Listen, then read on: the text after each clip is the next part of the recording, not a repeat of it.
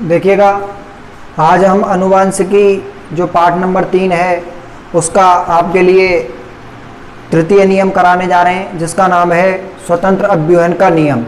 Mendel का जो तृतीय नियम था वो था स्वतंत्र अव्यूह का नियम।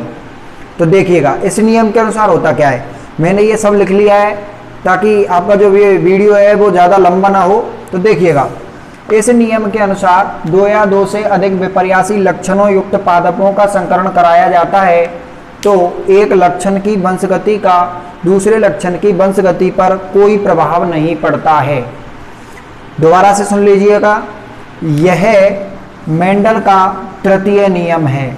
मेंडल का तृतीय नियम है, स्वतंत्र अव्यूह का नियम है। इस नियम का नाम स्वतंत्र अव्यूह का नियम है। यह द्विसंकर संकरण पर आधारित है। द्विसंकर संकरण पर आधारित है। अब ये देखिएगा, द्विसंकर संकरण पर आधारित क्यों है? क्योंकि इस नियम के अंतर्गत दो लक्षणों की वंशगति का अध्ययन किया जाता है। कितने लक्षण की? दो लक्षणों की वंशगति का अध्ययन किया जाता है, इसलिए इसे द्विसंकर संकरण पर आधारित है। प्रथम नियम एवं द्वितीय नियम, ये जो नियम थे ये एकल संकरण संकरण पर आधारित थे, जबकि हमारा तृतीय नियम है यह द्विसंकर संकरण पर आधारित है। इस नियम के अनुसार फिर से सुन लीजिएगा कि जब दो या दो से अधिक विपर्यासी लक्षणों का जब दो या दो से अधिक विपर्यासी लक्षणों युक्त पादपों का संकरण आपस में कराया जाए, यानी दो से अधिक विपर्यासी लक्षण ले लें और उनका संकरण आपस में कराया जाए, तो उसमें एक लक्षण की वंशगति का, यानी एक लक्षण की वंशगति का दूसरे लक्षण की वंशगति पर, यानी हम ये कह सकते हैं कि जो लक्षण हैं, जिन जो वंशगति है, एक लक्षण का एक लक्षण की वंशगति का दूसरे लक्षण की वंशगति पर कोई भी प्रभाव नहीं पड़ेगा। अर्थात मैं ये कह सकता हूं कि युग्म विकल्पी एक दूसरे के प्रति स्वतंत्र रूप से व्यवहार करेंगे। यानी युग्म जो विकल्पी है ना, युग्म विकल्पी, जिनको हम मैंने अभी जब आपके लिए मेंडल के विपर्यासी लक्षणों के बारे में बताया था तो 7 जोड़ी विपर्यासी लक्षण हुआ करते थे। 7 जोड़ी विपर्यासी लक्षणों में हम यदि अलग अलग विपर्यासी लक्षणों के पादप लें तो उनमें इस नियम के अंतर्गत ये बताया गया है कि उन यानी दो या दो से अधिक विपर्यासी लक्षण लेकर के अगर पादपों में संकरण कराया जाए तो उनके जो संकरण कराने के पश्चात जो एक लक्षण की वंशगति है वो दूसरे लक्षण की वंशगति को प्रभावित नहीं करेगी। अर्थात स्वतंत्र रूप से अपनी जो पीढ़ियां हैं अपनी जो आगे की पीढ़ी है उनमें अपनी अपनी संततियां स्वतंत्र रूप से प्रकट करेंगे। तो देखिएगा, इसके लिए एक उदाहरण लिया गया है। इस उदाहरण में सबसे पहले हमें एक ले लिया है मैंने पीला गोलाकार। पीला गोलाकार ले लिया है, ये वंशगति का एक लक्षण हो गया। और जो दूसरा है वो देखिएगा हरा झुर्रीदार। दो विपर्यासी लक्षण ले लिए मैंने, एक तो ले लिया पीला गोलाकार और दूसरा ले लिया हरा गोलाकार। ये विपर्यासी लक्षण है। इन दोनों के जो विपर्यासी लक्षण है ये समयुग्मनजी पीला गोलाकार, समयुग्मनजी हरा झुर्रीदार। अब इसमें से मैंने एक ले लिया बड़ा भाई, एक छोटा भाई, अर्थात युग्म विकल्पी में से एक एक युग्म ले लिया है। युग्म विकल्पी से मैंने एक एक युग्म ले लिया। और इधर इसी तरह से समयुग्मनजी हरा झुर्रीदार, इसमें से मैंने एक युग्म छोटा भाई और छोटा आर, जिससे हमें इंडिकेट किया गया, इनको मैंने ले लिया है। मैं दोबारा से बता देता हूँ, बड़ा भाई बड़ा आर और छोटा भाई छोटा आर, ये दोनों युग्म विकल्पियों से एक एक युग्म हमें F1 पीढ़ी प्राप्त करने के लिए हमने ले लिए हैं। और इन दोनों में संकरण कराया। संकरण कराने के पश्चात हमारे लिए पीढ़ी प्राप्त हुई ये, जिसमें हम ये कह सकते हैं कि पीला गोलाकार, पीले गोलाकार। लेकिन ये विषम युग्मनजी, यानी ये समयुग्मनजी नहीं थी, ये विषम युग्मनजी थी। अब देखिएगा, ये जो पीढ़ी प्राप्त हुई है हमारी, मैंने इसको फिर से यहां लिख लिया है। अब देखिएगा, ये F1 पीढ़ी थी हमारी। ये कौन सी पीढ़ी थी? F1 पीढ़ी। अब इस F1 पीढ़ी में मैंने आगे क्या कराया है? संकरण, यानी स्वपरागण कराया है। स्वपरागण का मतलब है इस पीढ़ी का इसी से संकरण कराया जाए। जब किसी जनक का उसी, यानी हम ये कह सकते हैं इसके जो ये जनक है, इस जनक को इसी के साथ हमने संकरण कराया है, तो ये स्वपरागण कहलाता है। अब देखिएगा स्वपरागण में हमने ये युग्म विकल्पी हैं उनको इस तरह से अलग अलग लिख लिया है, अर्थात तो एक बार बड़ा बाई बड़ा आर, बड़ा बाई छोटा आर, छोटा बाई बड़ा आर, और साथ में छोटा बाई और छोटा आर। इसी तरह से हमने स्वपरागण के लिए फिर से इधर बड़ा बाई बड़ा आर, छोटा बाई, उसके बाद बड़ा बाई छोटा आर, और छोटा बाई बड़ा आर, और साथ में अब यहाँ हमने बड़ा बाई, छोटा बाई और छोटा आर दोनों ही ले लिए हैं, स्वपरागण कराया। तो स्वपरागण कराने के पश्चात देखिएगा जो बाई है बाई आर आर, यानी हम दोनों का ये युग्म विकल्प है जिसमें हमने जो आपस में संकरण कराया है, इस तरह से हमने संकरण कराया। अर्थात हम ये कह सकते हैं कि जो ये समयुग्मनजी है, समयुग्मन जो स्वपरागण है, इसका इससे, यानी हम ये कह सकते हैं कि इसका इससे, फिर इसका इससे, और हमने ये संततियां प्राप्त की जिनमें 1 2 3 4, अर्थात ये संतति इसकी और इसकी थी, ये संतति इसकी और इसकी थी, ये संतति इसकी और इसकी, यानी जो ये संतति है ये इसकी है, और ये संतति है जो इसकी और इसकी है। अर्थात हम ये कह सकते हैं कि जब इसमें संकरण कराया है हमने, तो हमारे लिए 4 प्रकार के पादप प्राप्त हुए हैं, पीला गोलाकार, पीला गोलाकार, पीला गोलाकार और पीला गोलाकार। अब देखिएगा आगे इसी तरह से फिर से पीला गोलाकार, पीला झुर्रीदार, पीला झुर्रीदार, पीला गोलाकार और पीला झुर्रीदार। दोबारा देख लीजिएगा जो स्वपरागण है, इसमें स्वपरागण में F1 जो पीढ़ी है, इसका F1 पीढ़ी से ही संकरण कराया जा रहा है, और संकरण कराया जा रहा है तो इसमें हमने पहले 4 युग्म बनाए, देखिएगा, जिनमें पहले बड़ा बाई बड़ा आर, बड़ा बाई छोटा आर, छोटा बाई बड़ा आर, और जो छोटा बाई छोटा आर, इस तरह के 4 युग्म बना लिए। इन चारों युग्मों को आपस में हमने संकरण कराया है, इन चारों युग्मों का एक दूसरे से आपस में संकरण कराया है, तो हमारे लिए प्राप्त हुई हैं पीढ़ियां, और ये टोटल पीढ़ियां हमारे लिए 16, 1 2 3 4 5 6 7 8, और ये 16, 8 2 10 या ये हो गया 2 16 हो गया, यानी जो 16 पीढ़ियां प्राप्त हुई हैं हमें इस तरह से।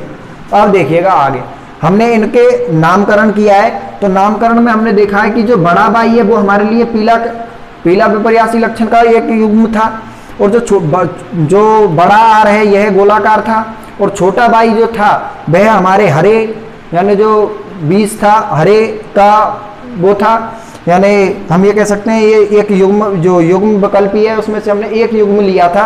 एक युग्म जो छोटा बाई है वो हमारे लिए हरा, और जो आर है छोटा आर जो था वो झुर्रीदार का था। तो इसी तरह से देखिएगा बड़ा बाई आ गया तो पीला हो गया, और बड़ा आर आ गया तो गोलाकार। तो बड़ा बाई बड़ा आर पीला गोलाकार, बड़ा बाई बड़ा आर पीला गोलाकार, बड़ा बाई बड़ा आर पीला गोलाकार। इसी तरह से हमें इसमें देखना है बड़ा बाई बड़ा आर पीला गोलाकार, बड़ा बाई छोटा आर, तो बड़ा बाई है तो इसका मतलब क्या है पीला, लेकिन छोटा आर का मतलब झुर्रीदार। इसी तरह से बड़ा बाई बड़ा आर तो पीला गोलाकार, बड़ा बाई छोटा आर, तो बाई तो हमारे लिए क्या दिखाएगा, क्योंकि बाई जो है बड़ा वो युग्म विकल्पी किसका है, पीले रंग का, अर्थात पीला विपर्यासी लक्षण को दिखा रहा है, तो पीला झुर्रीदार। इसी तरह से पीला गोलाकार, हमारी जो ये पीढ़ी है ये क्या बता रही है, पीला गोलाकार। इसी तरह से पीला गोलाकार, इसी तरह से ये पीढ़ी हरा गोलाकार। इसी तरह से छोटा बाई, यानी एक युग्म विकल्पी यदि बड़ा है, वो दोनों, यानी बड़ा बाई आ गया तो आपको पीला लिखना है, क्योंकि ये प्रभावी लक्षण है पीला। इसी तरह से छोटा बाई और बड़ा आर, अर्थात तो छोटे बाई से तो क्या हो गया हरा, और आर से क्या हो गया गोलाकार। इसी तरह से आगे देखिएगा पीला गोलाकार, पीला झुर्रीदार, हरा गोलाकार और हरा झुर्रीदार। इसी तरह से यानी हमने इनका संकरण कराया है। आपको याद रखने की जो जरूरत होगी, इन पीढ़ियों के इन युग्मों को याद रखने की जरूरत होगी, आपको इन युग्मों को आपको याद रखने की जरूरत होगी। अब देखिएगा इसमें लक्षण प्रारूप, जो कि मैंने आपके लिए परिभाषा में बताया था, किसी पादप की बाह्य प्रतीति अर्थात वो बाहर से दिखने में कैसा दिखाई दे रहा है, वो बाहर से किस प्रकार का दिखाई दे रहा है। तो वो जो बाह्य प्रतीति होती है वो बाह्य प्रतीति ही हमारी लक्षण प्रारूप कहलाती है, और अनुवांशिक की जो प्रतीति होती है वो जीन प्रारूप कहलाती है। तो जो बाह्य प्रतीति है वो बता रही है कि 9 पादप, यानी 9 पादप कैसे हैं हमारे, पीला गोलाकार, अर्थात पीला गोलाकार 1, 2 पीला गोलाकार, 3 पीला गोलाकार, 4 पीला गोलाकार, 5 पीला गोलाकार, 6 पीला गोलाकार, 7 पीला गोलाकार, 8 पीला गोलाकार और 9 पीला गोलाकार। अर्थात हमारे लिए जब हमने बाहर से पादपों को देखा, यानी जब 2 लक्षणों की वंशगति ने आपस में अध्ययन किया और उसमें अनेक पीढ़ियां बनाई, तो 16 पीढ़ियां बनाई। 16 पीढ़ियों में हमने देखा कि बाहर से देखने पर जो पीले गोलाकार वाले, जो हम ये कह सकते हैं कि जो पीले गोलाकार जो पादप, वो बीज थे जिनमें पीले गोलाकार बीज उत्पन्न हो रहे थे इस तरह से। तो इस तरह की हमारी 9 क्या थी, पीढ़ियां थी। इसी तरह से फिर हमको पीला और झुर्रीदार 1 2 पीला झुर्रीदार और पीला झुर्रीदार 3, यानी 1 पीढ़ी, 2 पीढ़ी, 3 पीढ़ी, अर्थात हमारे लिए 3 प्रकार पीढ़ियां, 9:3:3 पीढ़ियां।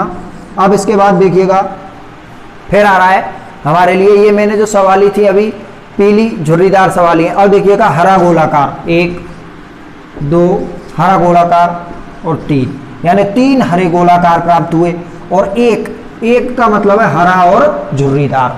यानी हमारे लिए एक पीढ़ी कैसी प्राप्त हुई थी, जिसमें हरे पादप थे और झुर्रीदार, जिसमें जो बीज की प्रकृति, उसकी बीज की जो वो थी विपर्यासी लक्षण थे वो हरा और झुर्रीदार थे। तो इस तरह से जो हमारी इसका हमको क्वेश्चन आ सकता है, लक्षण प्रारूप क्या है, यानी स्वतंत्र अवयव के नियम का लक्षण प्रारूप क्या है। तो स्वतंत्र अवयव के जो स्वतंत्र अवयव का जो नियम है उसका लक्षण प्रारूप 9:3:1 है, 9:3:1 है। इसी तरह से जीन प्रारूप, यानी जो जीन है, यानी हम ये कह सकते हैं जीन क्या है, ये इनकी अंदर के जो बाई हैं ये युग्म विकल्पी हैं। इन युग्म विकल्पी के आधार पर, जैसे बड़ा बाई, छोटा आर, ये इसके युग्म विकल्पी हैं, अर्थात ये जीन है एक प्रकार से। तो बड़ा बाई और छोटा आर, ये ऐसे कितने पादप हैं, तो देखिएगा कहीं भी है क्या, नहीं है, तो इसका मतलब हो गया 1। यानी ये जो इस प्रकार की जो पीढ़ी थी जिसमें अनुवांशिकी गुण इस प्रकार के थे, तो वो कितने पादप हैं, 1। इसी तरह से फिर देखिएगा जिसमें बड़ा बाई, जिसमें बड़ा बाई और बड़ा आर और छोटा आर, ये कितने प्रकार के ये कितने पादप हैं, तो 2। ये कितने हो गए, 2। तो देखिएगा फिर इसके बाद 2। इसी तरह से फिर हमारे लिए बड़ा बाई, छोटा बाई, बड़ा आर और बड़ा आर, ये कितने पादप हो गए, 2 हो गए, ये हो गया। इसी तरह से, तो इसी तरह से हम जब इसकी जीन प्रारूप को सवालते जाएंगे, तो इसका जो जीन प्रारूप होता है वो हमको आपको एक संख्या याद रख लेनी है, 1:2 122:412 121। तो देखिएगा, जो मैं फिर से बता देता हूं आपके लिए, इसका जो जीन प्रारूप है वो 1:2:2 अर्थात 122, 4:1:2 अर्थात 412, 121, 122, 412, 121, 122, 412, 121। इसका जीन प्रारूप हमको याद रखना है, चाहे आप कैसे भी आप इसको रख सकते हो या किसी भी तरह से आपको इसको याद रखने की बहुत ही जरूरत होगी। तो इसका जो जीन प्रारूप है वह है 1:2:1:2:4:1:2:1:1:2:1 अर्थात 122, 412, 121, ये संख्या याद रख लेना। और साथ में ही लक्षण जो प्रारूप है, लक्षण प्रारूप आपके लिए जैसे ही आप पीढ़ी और संतति यानी इस तरह से ग्राफ बनाओगे, ग्राफ में आपको दिख जाएगा कि जो लक्षण प्रारूप है यानी 9:3:3:1, 9:3:3:1, 9:3:3:1, इस तरह से। फिर से मैं बता देता हूँ, ये द्विसंकरण संकरण पर आधारित है, डबल, अर्थात हम ये कह सकते हैं 2 लक्षणों की वंशगति का अध्ययन किया जाता है इस नियम के अनुसार। इस नियम के अनुसार एक लक्षण की वंशगति का अध्ययन यानी जब 2 या 2 से अधिक